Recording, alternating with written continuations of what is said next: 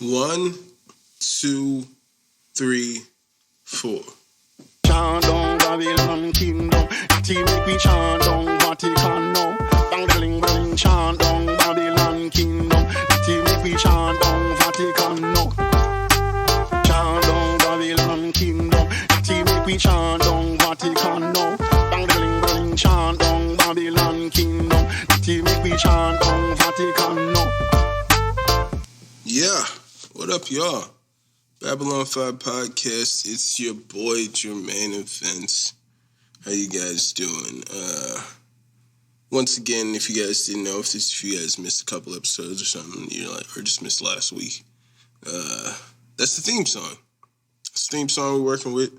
I've gotten positive feedback, niggas that reached out toward it through Instagram. Niggas on Instagram is a lot more active. Niggas on Instagram is a lot more active than anywhere else. So, shout out to the whole Instagram community. Everybody that interacts with me. There was the one guy there that I posted my video about Rose Namajunas versus Zhang Wei Li. And the guy was saying that I put him on at certain points of that fight. He said he had no idea that Zhang Wei Li tried to move away from a leg kick and leaned into the head kick. He said he didn't even see that until he heard my video. So, shout out to everybody who show love on Instagram, telling you niggas to follow a nigga on Instagram. If you guys need to know where that is, you want to follow a brother on Instagram and Twitter, go ahead to @Babylon5Pod. You can follow my personal accounts, but it's honestly not as poppin' as the previous. I think this would be the latter. But you can follow my personal accounts my name's Jermaine. You could email this podcast at babylon5podcast@gmail.com. And you can follow this podcast. If you're listening right now, head over to Podbean and follow this podcast at babylon5.podbean.com. You can listen to this podcast on Podbean, Stitcher, Spotify, Apple Podcasts, iHeartRadio, YouTube, pretty much anywhere podcast stream. And if you guys are on Xbox, go ahead and add me. My gamer tag is SauceBoss414.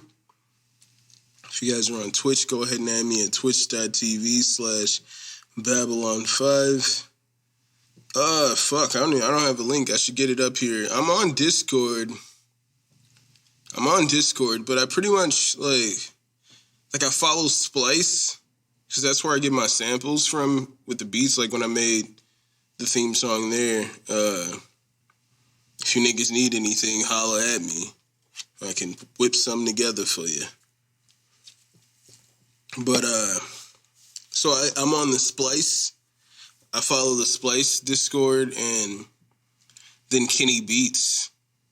I set up the Discord account, I think, when I set up this whole podcast and all that. And I was setting up everything, and I set up a Discord account. But, after I set up that Discord account, I just, never used it. I just, for whatever reason, never, I don't know. I'm talking to you niggas now. I'm going to go on fucking Discord, and I'm already a rapper that fucking does a weekly podcast. That's a lot of exposure right there. I'm putting myself to a certain level of exposure. I was listening to Joe Budden. He did a recent interview, I think, with the CEO of Patreon.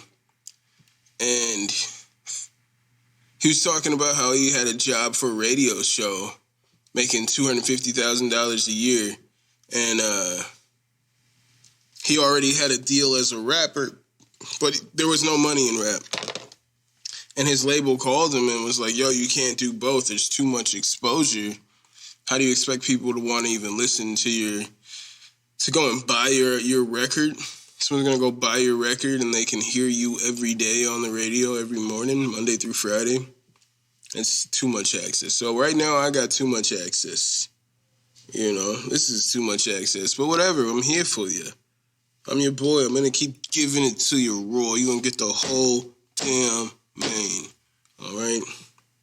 That's what's happening, ladies and gentlemen. That is what's happening. If I didn't tell you, yeah, that's twitch.tv/Babylon5Pod. You guys can follow. Look for Babylon 5 on Discord. I think it's like a weird name. I think there's like numbers attached. So maybe next week I'll get the Discord because now I'm like somewhat active. They be doing beat battles and shit. I'm trying to figure out how to get in on the beat battles with Kenny Beats.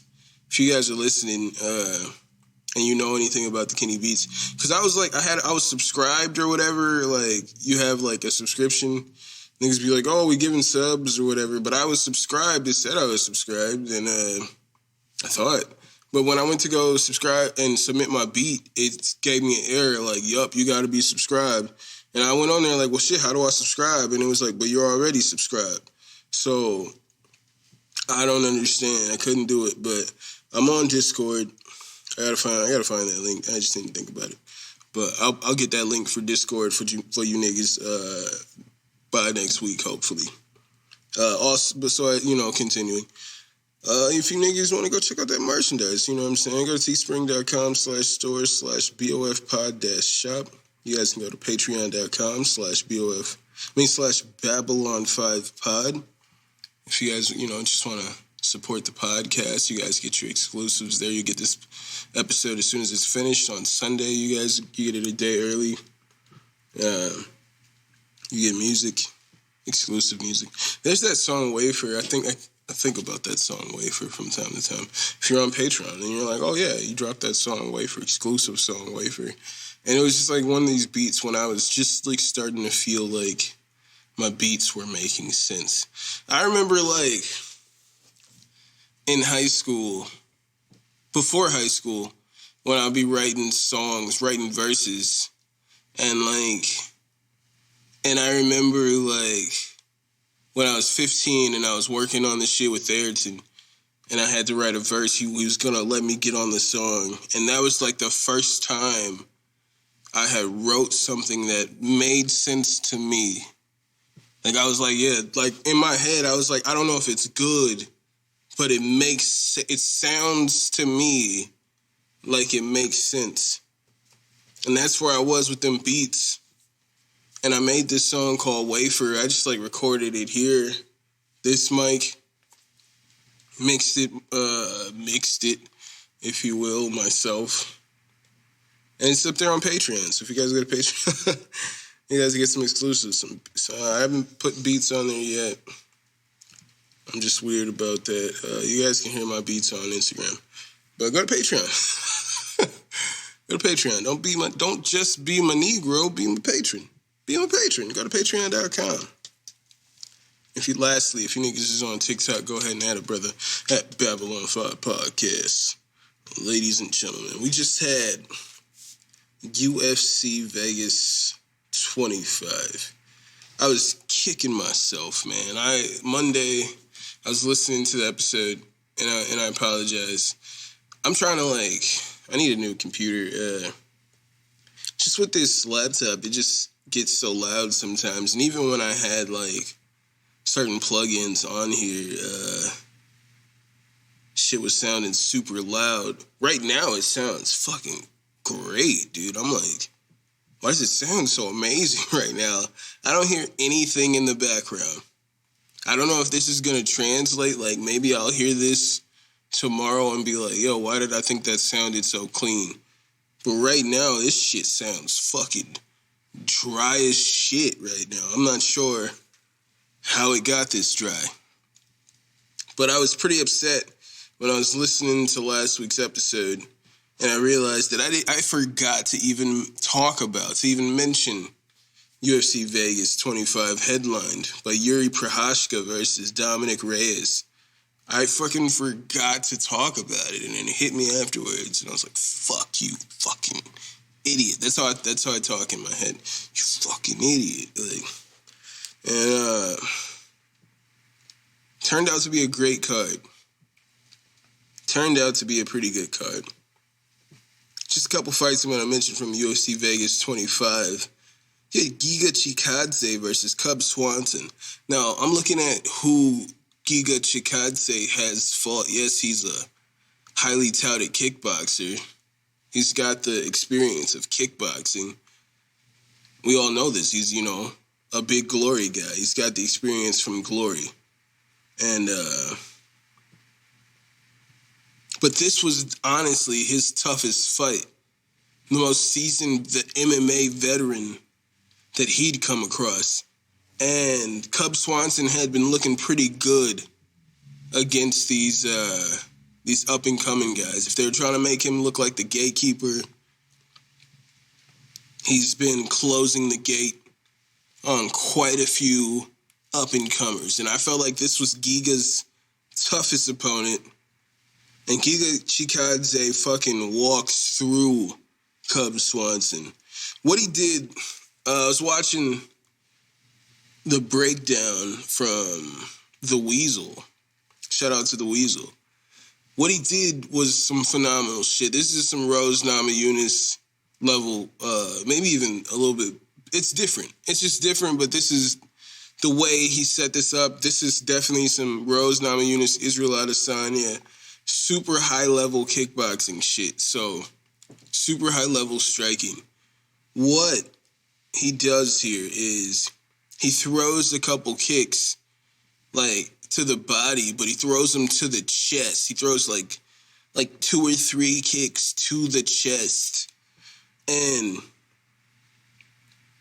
at this point, when he goes to throw the 4th kick, he loads up for the 4th kick. But Cub Swanson had just fucking blocked 4 kicks to the chest. So his hands automatically go up to block another kick to the chest. And he fucking just leaves that body wide open, that torso exposed. And he gets fucking hit in the liver and immediately folds up. Giga didn't want to fucking continue and do any ground and pound, but the ref didn't stop the fight, so he had to deliver some more shots on Cub Swanson, and I think Herb Dean finally stepped in, stopped the fight, but Giga looks like a fucking problem. He looks like a problem. He's from Georgia, ladies and gentlemen, and I ain't talking about Atlanta, my nigga. He's from Georgia? Georgia. That's misleading there because I said that's not where he's from. He's from the country of Georgia. He's Giga Chikadze from Georgia. And, damn, low-key, because, when I stop talking, I can hear, a small hiss. But while I'm talking, it's, fucking crispy. Maybe I don't need a new laptop. Maybe I just need to realize I've paid fucking too much money in plugins already, and I just need to utilize them. Maybe that's what needs to happen. But my man Giga Chikadze from Georgia wins his fight, walks out, and as he's walking, he points, he goes, ah, and the camera cuts away, but then it cuts back, and who is there, ladies and gentlemen? The NBA legend himself. What I say, myself personally, should be a future first ballot Hall of Famer. The legend himself, Zaza Pachulia, my nigga. All right, yes. Zaza Pachulia was at the fucking UFC Performance Institute for Giga Chikadze's fight. Now, mention that these fights, yes, last week there was a crowd. These fights are no audience. So Giga wins his fight and then is greeted by his fellow countrymen and the legend, the NBA legend, Zaza Pachulia, Zaza Pachulia. I was, as you guys know, I was in the Bucks fan squad. I was there when Zaza played for the team, and I was a big Zaza fan. There's just hours in my mind of going, Zaza Pachulia, Zaza. So when I saw Zaza Pachulia, ladies and gentlemen, I fucking geeked. I don't even know if I take notes on this fight. if there's no Zaza Pachulia. But shout out to Giga and shout out to Zaza. And shout out to Georgia. Georgia. How many fighters we got in Georgia? Or from Georgia? How many MMA fighters? I'm saying we. Like I fucking work for UFC or some shit.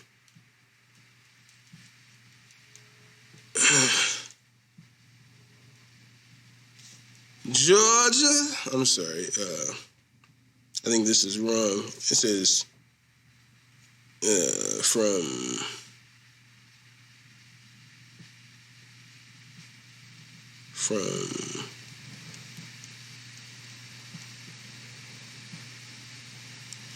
I don't even know.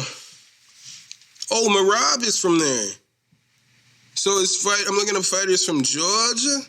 I thought Marab was just I thought he was from Russia. But Marab Dwavashvili, who also fought somebody. I forgot. But he won. Marab won last night. Shout out to Marab. Dominating. His stand-up looked pretty good. Shout out to Marab. So from Georgia, we got Marab Dwavashvili, Giga Chikadze, Liana Jojulas from Georgia. I didn't know that. Roman Dolidze, Ilya Topuria. I like Ilya Topuria. That's pretty dope. Goram Kutaladze. Kutaladze is from Georgia. That's pretty fucking cool. That's pretty fucking cool. So they put up a stat up there about like how interesting it is to have all these fighters from Georgia. It is pretty interesting. You think about how many fighters implement the Muay Thai style, and then it's like Luke Bume, who fought on yesterday's card, is the only person from Thailand to make it to the UFC. It's pretty crazy. And you have like multiple great fighters. Like these fighters have like sensational striking. Like they're pretty good fighters, all from the same place. It's pretty interesting. It's almost like the whole CKB thing, or just like for a little bit. I mean, I don't know. I'd say with CKB, it was like you had people like Israel Adesanya and Alexander Volkanovski, and then you had people like Kai Kara-France and Brad Riddell, and everybody just like losing or just being fucking super mediocre. So I don't know if I can compare this. I don't know if they all fight in the same camp, at the same camp. I wouldn't think so, because Giga Chikadze won his fight, and his whole team came up there, and it looked like he was from Georgia. Georgia, he was surrounded by a bunch of brothers. He had nothing but black people with him. I'm like, oh, he is from Georgia. Giga Chikadze clearly is from Georgia. He's surrounded by nothing but brothers. I don't know where he trains out of. I doubt he still trains out of the country of Georgia, seeing as I don't know anything out of Georgia other than everybody I see kind of looks like Zaza Pachulia, like that complexion, the kind of like pale white, a little bit darker than white people with dark hair, Kim Kardashian kind of looking people. You know what I'm saying? That's what I see from Georgia. Not black people. So I wouldn't imagine that Giga trains there. He calls out Max Holloway. That would be fucking phenomenal. But he says if he can't get that fight with Max Holloway, then he would take fucking a fight with Yair Rodriguez as consolation. I don't know what's going on with Yair. I know he kept like pulling out of his fights. Isn't he like on suspension for like steroids? Or I don't know if it's steroids. I think what he did was he repeatedly didn't update where he was. They came to give him drug tests. And apparently there's like some app, and every day they're supposed to like update where they are. and they would show up to where he was, and he wasn't there. And it happened multiple times where he just we just refused to update the app of where he was, and they would come to drug test him, and he wasn't there. Is what I believe happened. But so I think like he's suspended right now, if I'm not mistaken. I don't think he can fight. I think he was supposed to fight not too long ago against fucking Zabit. But then he fucking got suspended for not letting them drug test him. And then they're saying fucking Zabit is possibly retiring. He has like a condition. He has like fucking spasms. His fucking torso spasms. And it's what, like, they're like, even though he's tall and lanky, he usually gasses out and fights really early. And it's because, like, his chest, his abs and shit like that just fucking spasm. They just contract frequently, like, it just spasm over and over again from time to time. And it sometimes happens in fights. And then he's fucking exhausted. It, like, really fucks up his breathing. So Zabit might be retired. And I think Yair might be suspended. So, seeing as Giga basically took no damage in that fight, and it was like a 1-minute fight, I would love to see him in there pretty soon. And I think Max is, well, I don't know if Max heals up pretty fast, or he had in the past. So I don't know if he's ready to go, but I would say he took a decent amount of damage in his fight against Calvin Kattar. I thought Calvin Kattar was going to die in that fight. And they're saying Calvin Kattar still has concussions. It was like 2-3 months ago. Calvin Kattar is still going through concussion symptoms. He's still, like, they said he's still having concussion symptoms months later. I don't know if he ever fights again, Calvin Kattar. I was just watching that fight live. I was like, dude, you could stop this at any point. He's going to die in there. And here we are with like 2-3 months removed, and the reports are coming out, oh, yo, he's real fucked up. He's still concussed. He's still concussed. We don't know when he's going to be able to be back. Maybe never. Because that fight should have been stopped. He's just standing there getting teed off on. And it's just like, well, he didn't fall. Yeah, but he's not defending himself. And it's fucking making me uncomfortable. It's making everybody watching this uncomfortable. The amount of damage. And you didn't stop the fight because he didn't fall. Well, here we are months later, and Calvin Kattar is still going through concussion symptoms. He's still he's still concussed. He's still dealing with the brain damage from that fight because he didn't fall. It's crazy. It's crazy. How does it look like it's everybody else that fight should be stopped? Like, I don't want him to fight Calvin Kattar next, nigga. That's not the fight. But I would like to see him fight Max Holloway whenever that could happen. That would be a great fight. But, damn.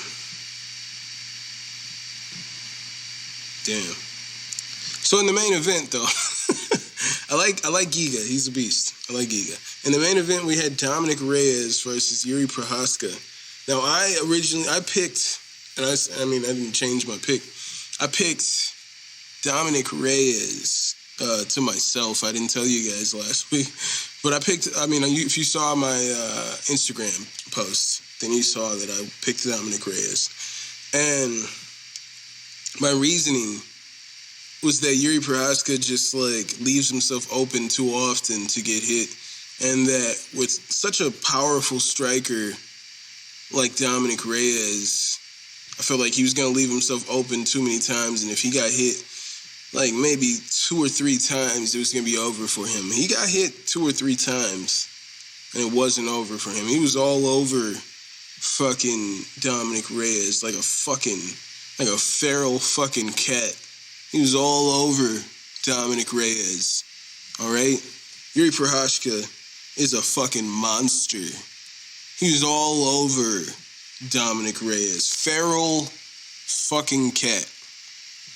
You hearing me right now? This nigga, it was so beautiful. Man, Reyes, like, he looked like a hobo coming into it, alright? The way his hair was all unkempt, I was like, yo, he looks like he's in here ready to prove something. Like, he got embarrassed in his last fight. They're giving him this new dude, second fight in the UFC. Like, he's about to come out here and prove something. But then early on, that fucking feral fucking mountain lion, I guess all mountain lions are probably feral, but that feral fucking cat just fucking pounced on him, all over him. He's bleeding, his nose is busted up again. And you just see the expression on his face, like, holy shit. But he's trying to fight back, hit this nigga with a spinning back fist. He's fighting back. He's catching Yuri. Nigga, I was just talking to my wife about fucking my brother and me. And it's almost like, fuck, dude. Dominic Reyes was like, hit me. He was like, Didi, hit me. And then he woke up on the ground. So what happened? I got hit. That's what the fuck happened. Yuri Prochazka hits this nigga, throws an elbow at this nigga, and I'm pretty sure he missed. Dominic Reyes is up against the cage, back up against the cage. He's fucking on Reyes like a fucking feral cat. Just all over him. Reyes is up against the fence, and he throws an elbow at him, like, downward. And I think he misses Reyes, or maybe grazes him, just barely. But then he's, like, in a position where he gives up his back. It spun him from throwing that elbow. And Reyes starts to load up his left hand to fucking throw a fucking hook. And fucking Yuri Prochazka fucking spins, throws this upward back elbow that knocks Reyes out cold. This nigga goes limp to the ground. It was fucking amazing.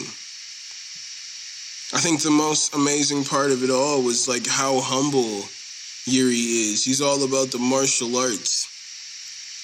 They talk to him afterwards, and he's like, they were like, oh, do you feel like this was your best knockout ever? This is the third time, mind you. The way that spinning back elbow, that's the third time in UFC history that's ever happened. They asked, do you think that's the best knockout you've ever had? He's like, no. Like, he didn't even really have to think about it. He's like, no. And they're like, well, what's better than that? And he's like, I'm about martial arts. All right, there's a lot of moments he's saying where he got hit. He was like in a fight. He knocked him out in the second round, mind you. And he was like, and I don't want to fight that long. He was like, I'm about mastery. And if we're fighting that long and I'm getting hit that much, then that's not mastery. All right.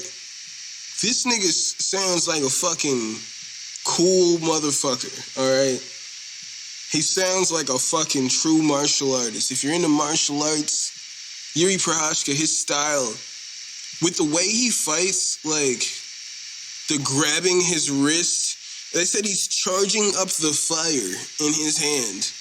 Because he'll grab the fist and kind of like twist at the wrist, and then he'll throw a punch. Mind you, it's not like he's doing it with his hands up. He puts both his hands down at his waist, and then he grabs at his left wrist and twists at it.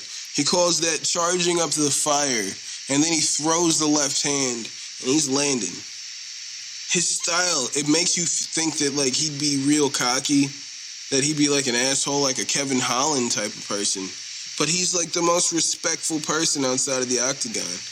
Like, it was like he refused to talk shit shit about anybody. They're trying to get him to trash talk Jan Blachowicz because they're saying that, Dana White said whoever won the fight between Yuri and Dominic Reyes would be the next in line for the championship. Whoever wins this fight is fighting the winner of Jan versus Glover. So it was like they're trying to throw things up there to talk trash about Jan, but he was just trying to say Jan is a great fighter, and he was like he doesn't want to talk about necessarily fighting Jan because Glover is a great fighter, so he can't just assume that he's going to fight Jan. He's just respectful to both competitors.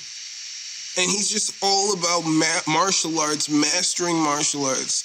Just great technique. This dude sounds fucking cool, all right? He sounds fucking cool. His style is fucking super unorthodox. That charging the fire shit is going to get him knocked the fuck out one of these days. But as for right now, he's fucking cool. So shout out to Yuri Prochazka. He knocks out Dominic Reyes. I don't know what's next for Dominic Reyes. I don't know what's next. He lost to Jan Blachowicz for the belt, for the vacant belt. Now he loses to a fucking scorching hot Yuri Prochazka.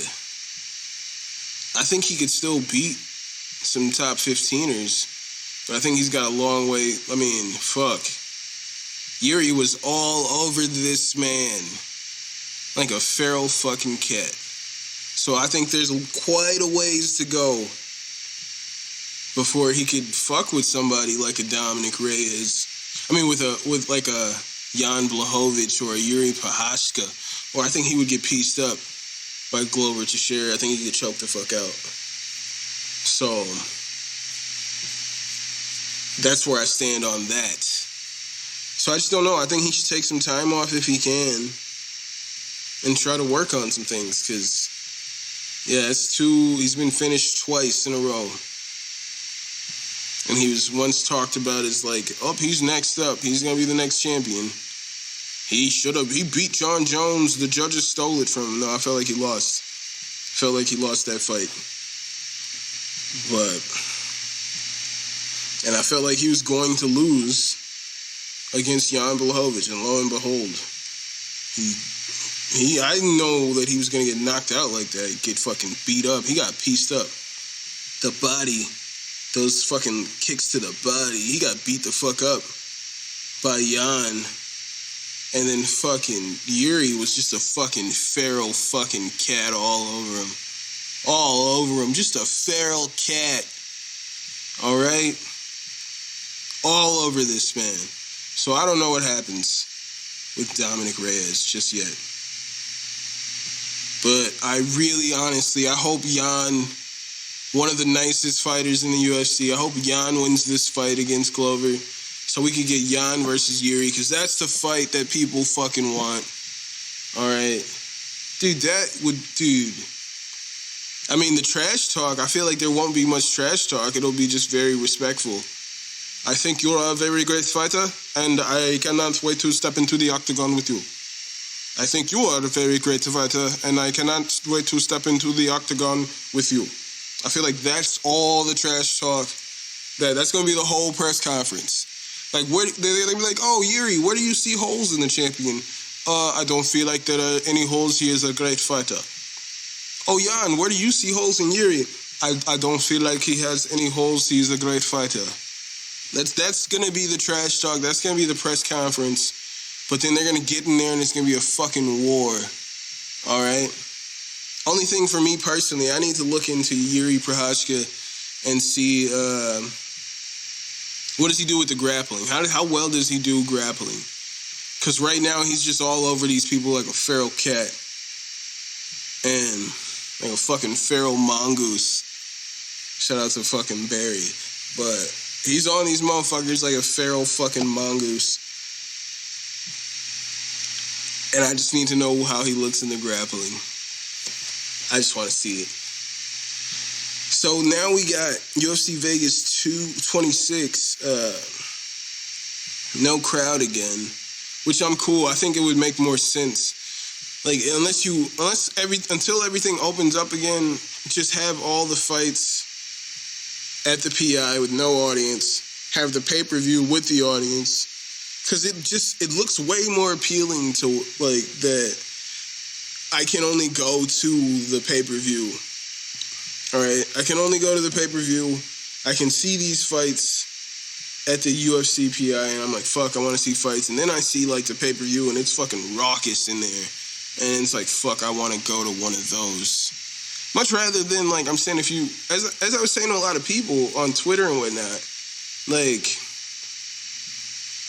there's never been a time where, and I said it last week on the podcast, where the audience was that rowdy, that early.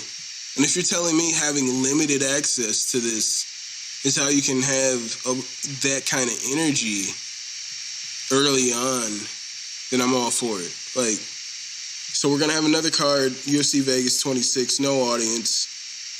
It was supposed to be the return of TJ Dillashaw versus Corey Sandhagen. We were getting that fight pretty quick. And I think a couple weeks ago, TJ Dillashaw posted that he got a real nasty cut on his fucking eyebrow. So that fight was canceled.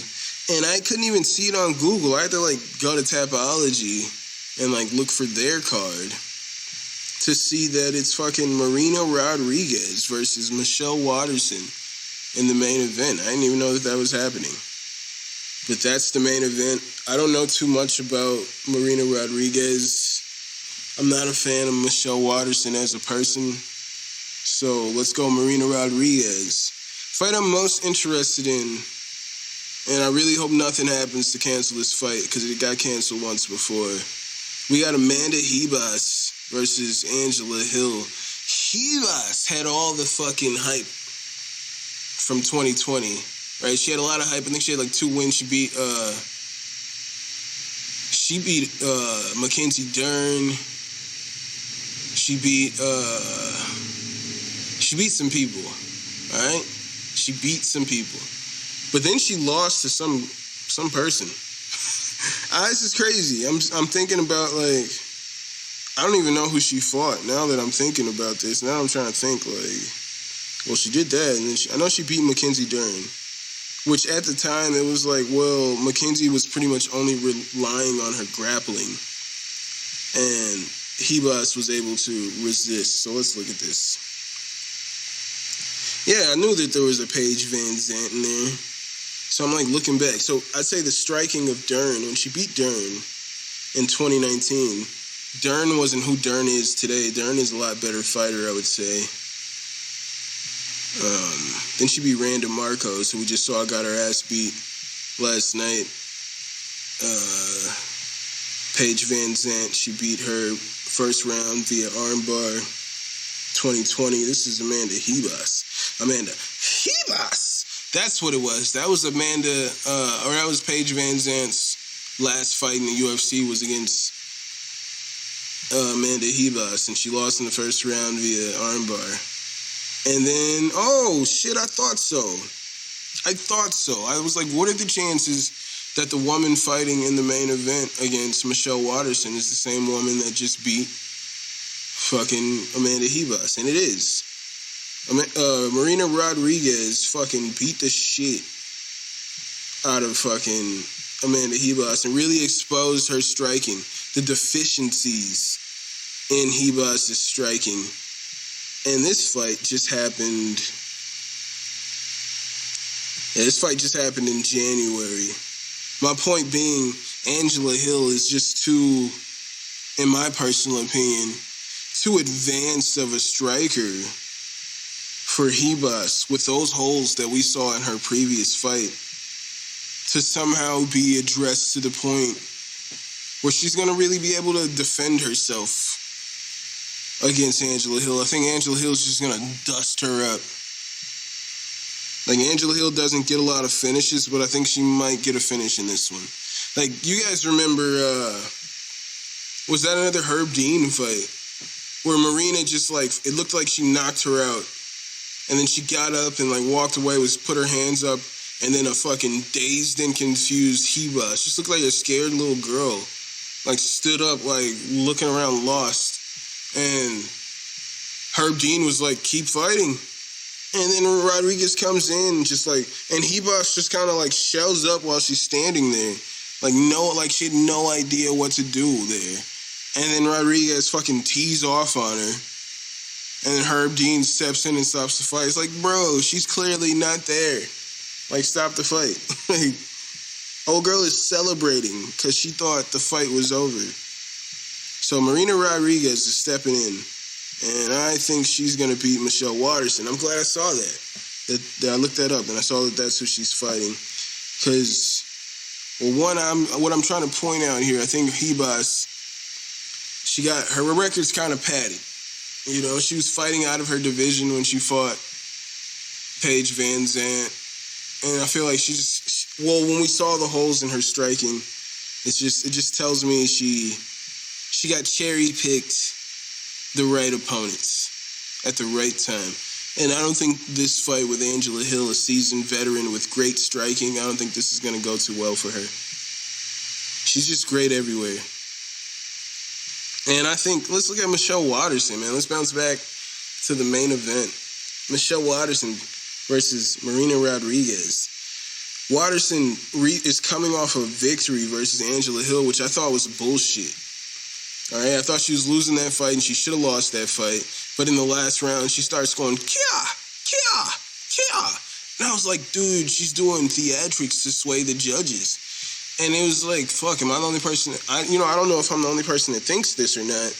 And then, like, when they recently did an interview I saw with Angela Hill, maybe when this fight with Amanda Hebos was originally supposed to happen, they asked her about it and they were like, the guy interviewing Angela Hill was like, I thought you were winning, but I guess Michelle Waterson won by a few Kias. And I'm like, yes, nigga.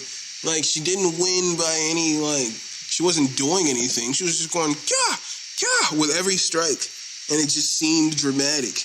And she somehow won that round by doing less damage. The judges gave her that round by just screaming, Kia. Now let's look at her. So I feel like she was given that decision. It was a split decision. So one judge was smart enough to see it for Angela Hill at least. She lost to Carla Esparza. All right, lost to Carla Esparza. Then she lost to Joanna Jędrzejczyk. Joanna beat the fuck out of her. I remember that. She beat Carolina Kowalkiewicz. Is that an impressive win in hindsight? I don't think so. Felice Herring. Is that an impressive win? I don't think so. Courtney Casey. That might be the best win she's got here. And it's now, I think Courtney Casey's better now than she was at the time. I think that's her best win that I see here. Lost to Tisha Torres. Tisha Torres is a beast. And I say the Tisha Torres she lost to ain't the Tisha. This is 2017. Tisha Torres she lost to ain't the monster we have right now. Lost to Rose Namajunas, who's the champion now, but definitely ain't the Rose Namajunas we have now. I just think Miss Waterson's fucking record is pretty sketchy. All right? She's marketable. She's a karate hottie, but her fucking record is kind of padded. Marina Rodriguez. I guess she lost to Carla Esparza by split. Had a draw with Cynthia Calvillo. Calvillo's a beast. She beat Tisha Torres. Beat Jessica Aguilar. Had a draw with Randa Marcos. I say the win over Hebos was just a little more impressive. Just with the hype of everything, and she just went in there and exposed. And I think she can go in there and expose Waterson. Waterson's got good striking, but she's going to need a little more than Kias for this one. A little more than Kias. We got there's some good fights there. We got Neil Magny taking on Jeff Neal. Like, I didn't know this fight was happening. If I did, maybe I fucking forgot about it. I thought it happened and was canceled. Or, like, it was booked and then got canceled. But we got, like, a long time ago. Like, I could have sworn before we got Neil Magny versus Michael Chiesa that this fight was booked. I don't remember this fight. Yeah, I'm pretty sure that's what happened. And then Jeff Neal, I think, had gotten COVID. So he had to pull out. And then they put Michael Chiesa in there. And he ended up winning that fight. I'm pretty sure that's what happened. So I didn't even know this fight was rebooked. But that's going to be a pretty good fight. I don't know who wins that fight between Jeff Neal and Neil Magny. But that's a really good fight. That's going to be a fucking banger. I don't know about fight of the night, but that's a real interesting fight to look at. I don't know. Just to see more so where Jeff Neal is. Just see where he's at. Another very interesting fight. You got Diego Ferreira versus Gregor Gillespie finally returning. He was supposed to fight a little while back. Last time we saw Gregor Gillespie, he was knocked out in the first round by Kevin Lee. Kevin Lee, yeah. Where the fuck is Kevin Lee at? So he was knocked out in the first round by Kevin Lee. And then Kevin Lee lost. He didn't lose to Diego Ferreira, did he? Interesting. I don't know. I just wish I'm having conversations with myself and you guys here, but I didn't know I was going to go into this whole Kevin Lee talk. Who did Kevin Lee lose to? Oliveira. Yeah, he lost to Charles Oliveira, of course. Of course he lost to Oliveira. He's a beast. He's a dog. But Gregor lost to Kevin Lee in the first round via knockout. Knocked that nigga out cold. I thought Gregor Gillespie retired. He's gone. Because that fight happened in 2019. He didn't fight at all in 2020. Didn't book a fight in 2020. I thought he retired. But now he's fighting this weekend versus Diego Ferreira. A tough outing. I think this is probably the toughest fight he's had outside of Kevin Lee, who he didn't do too well. Diego Ferreira just lost to Beneil Dariush, who's scheduled to fight Tony Ferguson in the following week. But he beat Anthony Pettis, choked him out in the second round. That's a pretty impressive win, or I think it was at the time. He's got a win over Jared Gordon. Olivier Aubin Mercier.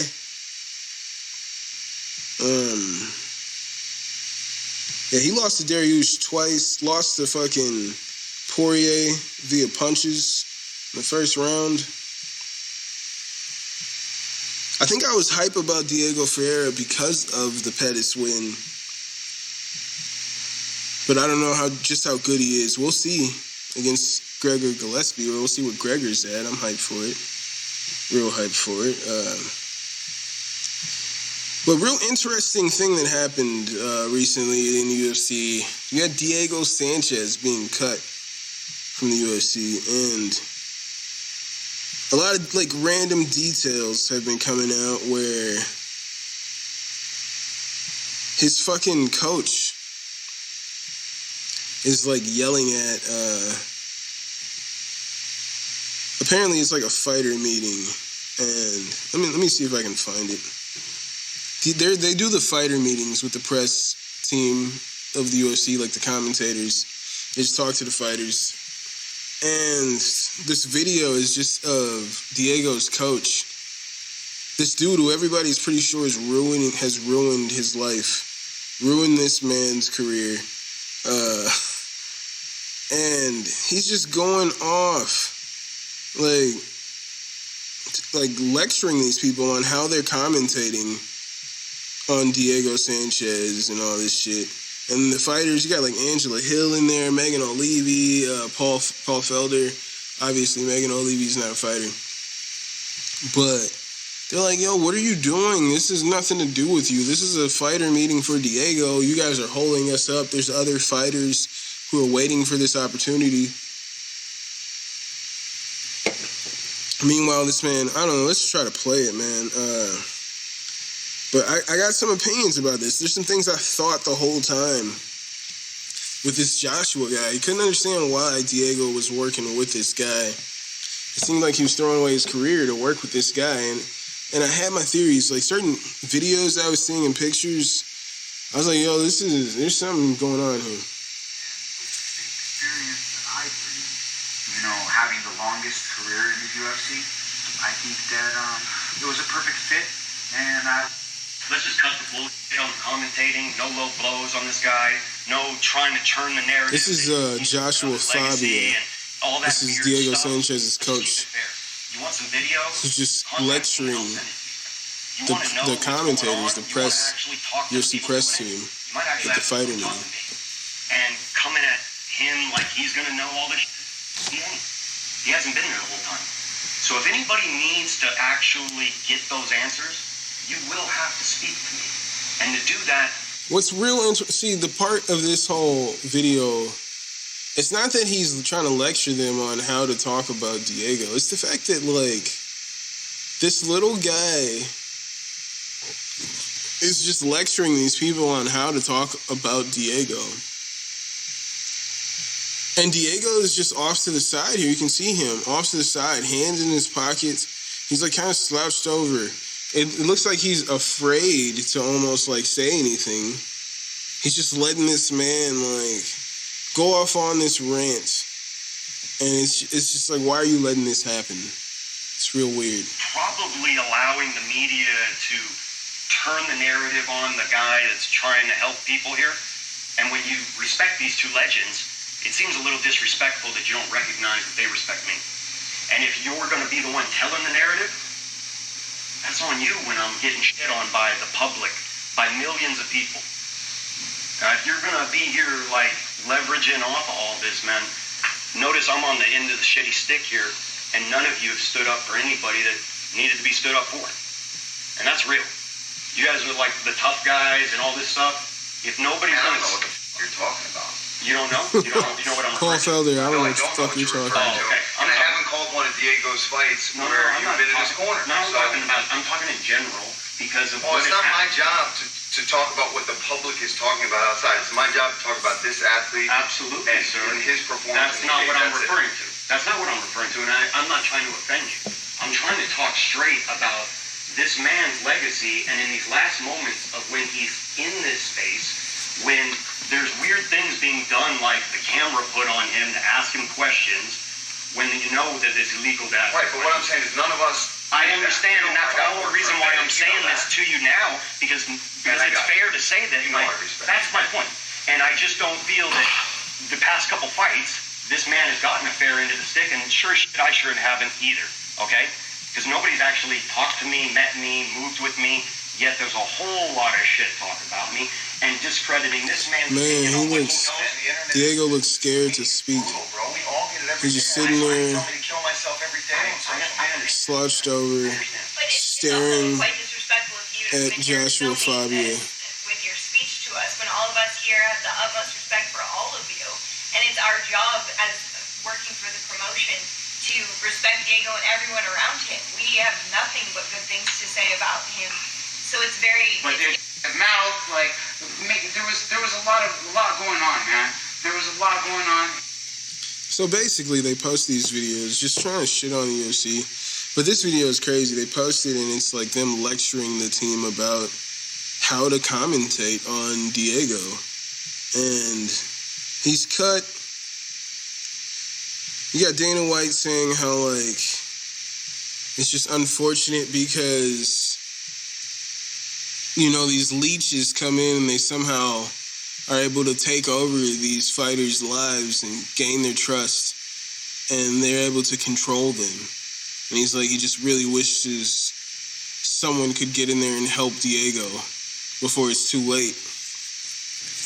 I forget who was talking about it, but somebody was, it might have been Joe Rogan. I doubt it. Because when would they have talked about it? But I think it was probably Luke Thomas. It was Luke Thomas. Morning Combat. And they were talking about how there was an interview that Diego Sanchez did like maybe 10 years ago where he was talking about how he like was scammed out of pretty much all of his money. He admitted to being in a situation where he was scammed out of all his money like 10 years ago. And now you're in the situation where, like, I don't know, man. He looked progressively worse and worse physically. Worse and worse. Like, his fight IQ is, like, out the window. It just looks bad. Now he's out of the UFC. Now they're, like, and they're, like, celebrating, like, free at last. And it's like, bro, I don't see anyone else signing you. I don't see you being able to make money competing anywhere else. Bro, you look crazy. And it's like, dude, it's like kind of thankful that they cut Diego because he's scheduled to fight Donald Cerrone on this weekend, UFC Vegas 26. He's scheduled to fight Donald Cerrone. Cerrone's talking shit. Like, I thought he was just trying to quit, like trying to find a way out because he took a real look at himself and realized he was going to get fucking destroyed against Cowboy. That he'd regress to the point where he didn't stand a chance against Cowboy. But apparently he let this person just speak for him and talk him out of a job with the UFC. Is apparently what happened. Dude, my theory, and it's been this way this whole time, was I think Diego Sanchez is in love with Joshua Fabia. I think he's in love with him. I think there's no logical reason for him to just let this happen to his career. He's going to leave his real gym to go work with this fucking lunatic. Everybody's seeing this fucking lunatic.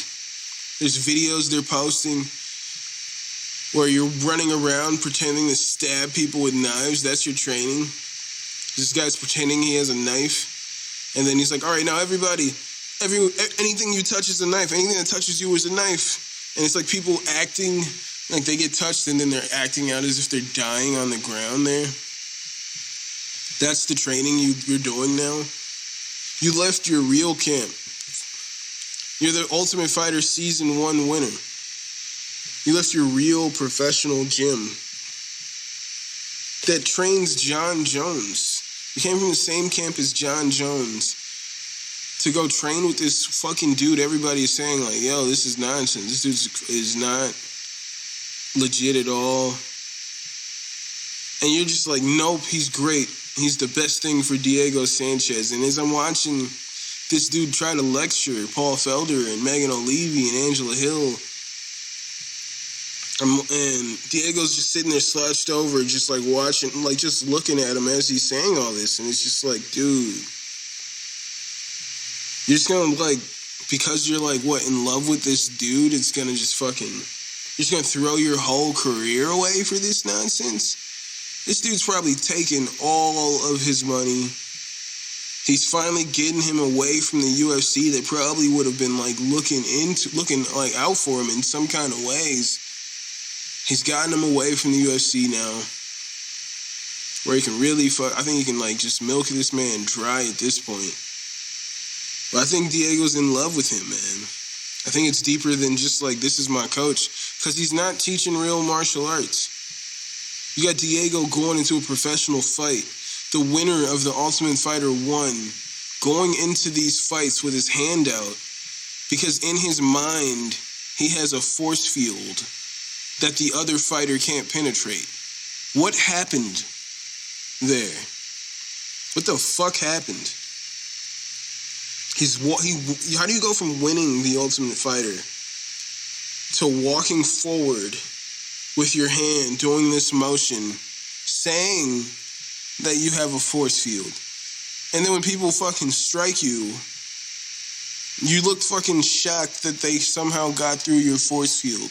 How does this happen? And how did they just keep booking this man for fights? That's real disgusting. It's real disgusting. You know what I think is funny? It's funny how upset people get when fucking millionaires want to put on a different t-shirt. Whenever millionaires are like, nah, I want to put on those colors. I want to wear those colors. They're like, what? Fuck you. You're a fucking idiot. We like these colors. How dare you? You see this whole situation, Aaron Rodgers says he don't want to play for the Packers no more. Niggas is talking mad shit. I've been hearing niggas talking mad shit about Aaron Rodgers. You niggas, I bet you niggas watched every single episode of Jeopardy. You niggas praised this nigga like he was your Jesus. And I guarantee you niggas watched every single episode of Jeopardy. But the second this nigga was like, I don't want to wear these colors anymore. I want to make my millions of dollars over there. What? He's a fucking idiot. Fuck him. Why don't you just go host Jeopardy? Like, I hope they don't trade him. I hope they just keep him off so he just has to, sit out and go host Jeopardy for a year so he can't play. It's like, what the fuck are you talking about? People here in Wisconsin have this weird addiction to fucking sports teams and the players that play for them, but only while they're playing for them. While they're here, they're the best. They're the greatest. We love ya. The second you leave, you were fucking terrible. You were overrated while you were here, and we can't stand you. You get traded back here, we love you. You were the greatest. It's retarded. It's like a big part of the reason why I don't really watch. I don't like team sports. It's just weird. It's like the fans of sports are more so the reasons why I don't want to watch sports. You niggas annoy me. But yeah, your favorite millionaire. I was saying to niggas, ain't this pretty similar? I was like, this is just like what happened with Brett Favre. And they was like, no, it's not like Brett Favre. Favre didn't want to practice. Favre didn't want to practice, and that's why he left. And I was like, no. And then they were like, that's why he left. And they were like, and Rodgers just doesn't want to compete for his job. And I was like, that's exactly what happened with Favre. They were like, you have to come back and compete for the starting job with Rodgers. And he was like, nah, I don't want to do that. And they were like, no, this is different. No, it's not different.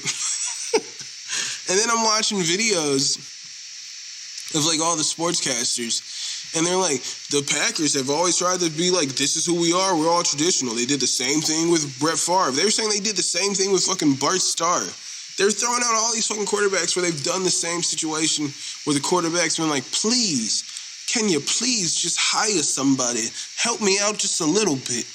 We have no running backs, and they're selling running backs over there for cheap. Please, just help me. Please, get a wide receiver. Please, help me just a little bit. We could sign fucking Antonio Brown for pennies. Please help me out.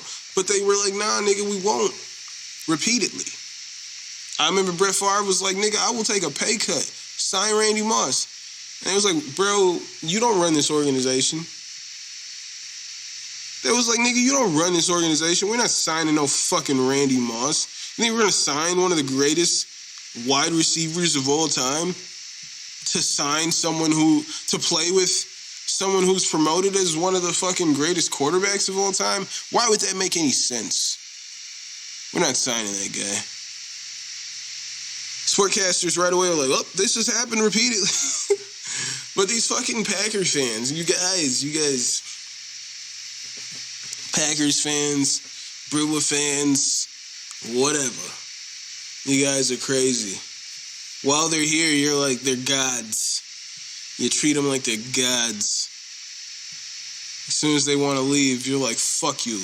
We never cared in the first place. When we know you just hurt, you got hurt feelings. You've got hurt feelings. You got hurt feelings. I don't care. Matter of fact, the most I care here actually is that I'm pretty sure they got a brother that backs up Aaron Rodgers. I'm pretty sure they got a brother that backs up Aaron Rodgers. So I haven't watched football in a couple years, but if you want to get Jermaine back to football, you gotta bring in a brother at center. I don't know if I told you niggas, this is episode 89. We calling this bad boy Blue 42. All right, episode 49 is called Blue 42, ladies and gentlemen. And if you want Jermaine back watching the NFL, you're going to have to bring a brother in to play quarterback. You know, I felt some type of way when Aaron Rodgers got hurt. And I changed my name to Brett Hundley on Facebook. And Colin Kaepernick was a free agent, and niggas didn't want to bring in Colin Kaepernick. Fucking idiotic Packer fans, I was going to say racist, idiotic Packer fans were saying, like, to me, that, like, oh, I just don't think he's good enough. I just don't think he's good enough to play starting quarterback. He's just not good enough anymore. And I was like, but look at the stats, though. Like, your argument is he isn't good enough coming off the best year he's ever played. Statistically, he's not good enough coming off the best statistical year of his career. He's gone to the Super Bowl, all right?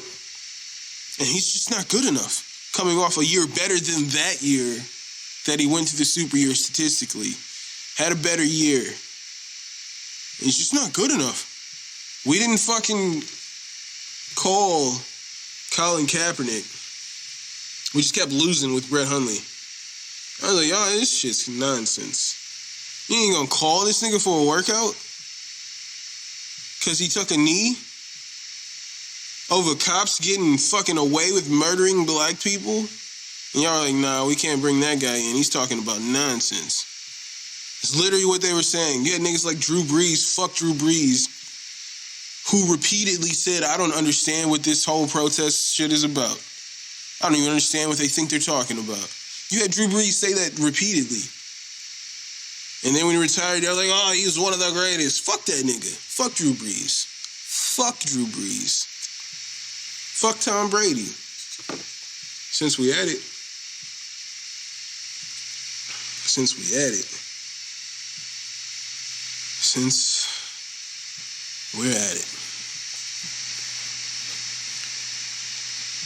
I watch MMA. Fan bases are weird. Y'all are weird. Y'all did the same thing with 5. And now your boy, Football Jesus, he don't want to play here no more. Shaniqua don't live here no more. Niggas was telling me that he's probably going to play for the Broncos. That'd be cool. I definitely have intention to head out to Denver again sometime soon, so that'd be cool. I go to the Broncos Mile High Stadium. Watch my nigga Aaron Rodgers. Now he my nigga.